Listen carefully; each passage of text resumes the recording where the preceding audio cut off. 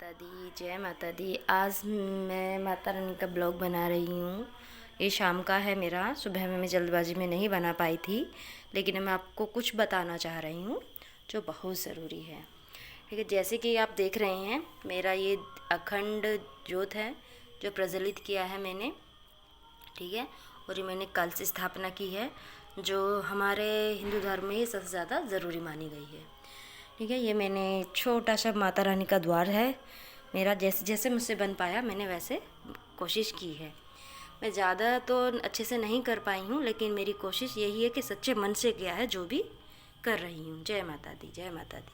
मैं आपको बताना चाहती हूँ कि हमें जब भी माता रानी की स्थापना करनी होती है या नवरात्रि व्रत रखने होते हैं या कभी दर्शन के लिए हम जाते हैं वैष्णो देवी, आपने सुना भी होगा कि हमारे दर्शन पूरे जब माने जाते हैं जब हम भैरवनाथ की दर्शन कर लेते हैं, है ना।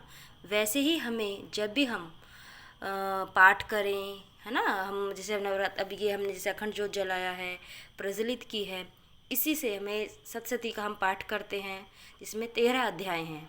उन्हें हमें 13 अध्याय 8 यानी अष्टमी पूजन तक कंप्लीट करने होते हैं और उसी स्थापना में हमें अध्याय होते हैं, उसमें हर एक अध्याय पढ़ना होता है।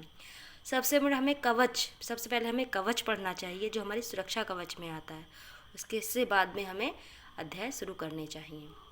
ठीक, चलो ये बातें तो हमें एक बुक से मिल जाती हैं, लेकिन कुछ चीज़ें मैं आपको बताना चाहती हूँ।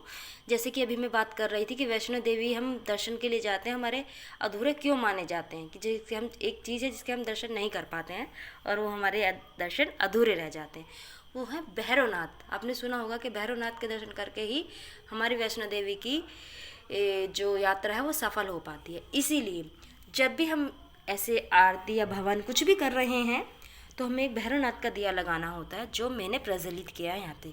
मैं आपको यही दिखाना चाह रही थी इस ब्लॉग में कि बहुत से कहते हैं नहीं ऐसा नहीं होता है, नहीं हमको करना होता है क्योंकि हमारी आराधना अधूरी रह जाती है।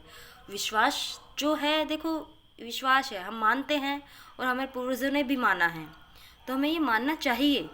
ठीक है, और कलश स्थापना भी हमारे पूर्वजों से सीखा है हमने कुछ तो हम वही करते हैं। मेरे यहाँ तो ऐसा ही होता है। अगर आपको लगा कि मैंने कुछ गलत किया है या अच्छा नहीं है तो आप प्लीज़ मुझे कमेंट में बताइएगा।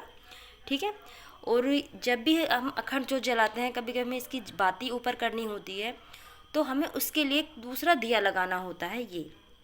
ठीक है, ये दिया पहले हमें इसे प्रज्वलित करेंगे इसी से।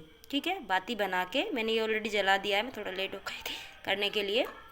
हम इसको प्रज्वलित इससे ही करेंगे तो हमारा वो दिया बुझा हुआ नहीं मानेगा। अगर इत्तेफाक से हमारा बाती ऊपर करते हुए बाती हमने इसकी की है तो ऊपर करते कभी बुझ जाता है, वैसे तो कभी बुझता नहीं है लेकिन कभी कभी होता है, तो हमारा क्या है, ये दिया प्रज्वलित रहेगा यानी इसकी बाती इससे जुड़ी रहेगी। तो हमें इसी से, इसको माचिस से नहीं जलाना, इसी को इसी से प्रज्वलित करना यानी दिए से दिया लगा के। यही हमारा अखंड ज्योत का एक नियम होता है। हमेशा कभी भी दिए को खाली नहीं, आपको उसमें दिख रहे होंगे मैंने अक्षत डाले हुए हैं। ठीक है, और कलश में भी हम अक्षत हल्दी और सिक्का, हो सके तो आप कोडी भी डाल सकते हैं, लेकिन कोडी नहीं डाली है मैंने, कोडी यहाँ पे रखा है, ये भी बहुत ज़रूरी होती है।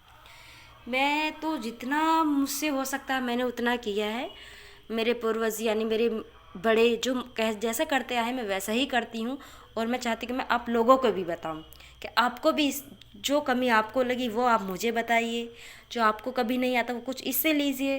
देखो जब भी माता रानी का दर्शन होते हैं सच्चे मन से करो। सबसे बड़ी तो है भक्ति, आप सब कुछ रख लीजिए, ठीक है, कुछ नहीं, लेकिन जो मन से करोगे वो सबसे बड़ा है।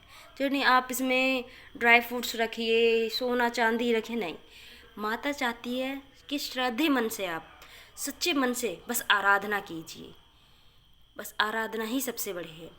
प्रसाद में जो आप खाना चाहते हो वो खाओ, मैया को भोग लगाओ प्रसाद में। ठीक है, मेरी तो सिंपल सी पूजा यही है, और आप बताइए। ठीक है, बाय बाय, मिलती हूँ नेक्स्ट ब्लॉग में। ठीक है, जय माता दी, जय माता, जोर से बोलो जय माता दी।